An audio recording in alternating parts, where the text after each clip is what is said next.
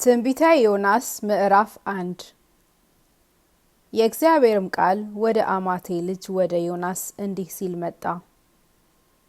ተነስተህ ወደዚያች ወደ ታላቂቱ ከተማ ወደ ነነዌ ሂድ፣ ክፋታቸውም ወደ ፊቴ ወጥቷልና በእርሷ ላይ ስበክ። ዮናስ ግን ከእግዚአብሔር ፊት ወደ ተርሴስ ይኮበልል ዘንድ ተነሳ፣ ወደ ኢዮጴም ወረደ። ወደ ተርሴስም የምታልፍ መርከብ አገኘ። ከእግዚአብሔርም ፊት ኮብልሎ ከእነርሱ ጋር ወደ ተርሴስ ይሄድ ዘንድ ዋጋ ሰጥቶ ወደ እርሷ ገባ። እግዚአብሔርም በባህሩ ላይ ታላቅ ነፋስን አመጣ፣ በባህርም ላይ ታላቅ ማዕበል ሆነ። መርከቢቱም ልትሰበር ቀረበች። መርከበኞቹም ፈሩ፣ እያንዳንዱም ወደ አምላኩ ጮኸ።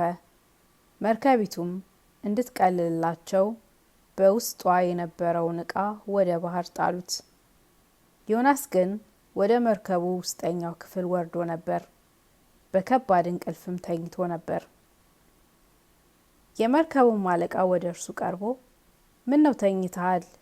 እንዳንጠፋ እግዚአብሔር ያስበን እንደሆነ ተነስተህ አምላክህን ጥራ አለው። እርስ በርሳቸውም ይህ ክፉ ነገር በማን ምክንያት እንዳገኘን እናውቅ ዘንድ ኑ ዕጣ እንጣጣል ተባባሉ። ዕጣም ተጣጣሉ። ዕጣውም በዮናስ ላይ ወደቀ። የዚያን ጊዜም ይህ ክፉ ነገር በማን ምክንያት እንዳገኘን እባክህ ንገረን። ስራህ ምንድን ነው? ከወዴትስ መጣ? አገርህስ ወዴት ነው? ወይስ ከማን ወገን ነህ? አሉት። እርሱም እኔ ዕብራዊ ነኝ፣ ባህሩንና የብሱን የፈጠረውን የሰማይን አምላክ እግዚአብሔርን አመልካለሁ አላቸው።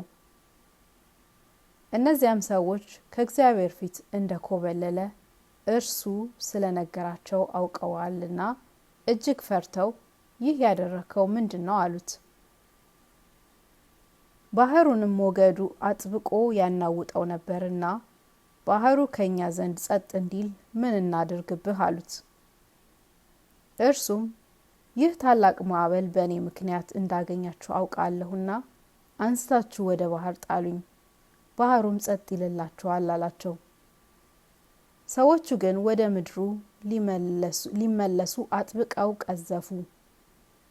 ዳሩ ግን ባህሩ እጅግ አብዝቶ ይናወጥባቸው ነበርና አልቻሉም።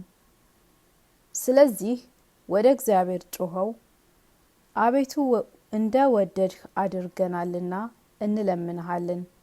አቤቱ ስለዚህ ሰው ነፍስ እንዳንጠፋ ንጹሕም ደም በእኛ ላይ እንዳታደርግ እንለምንሃለን አሉ።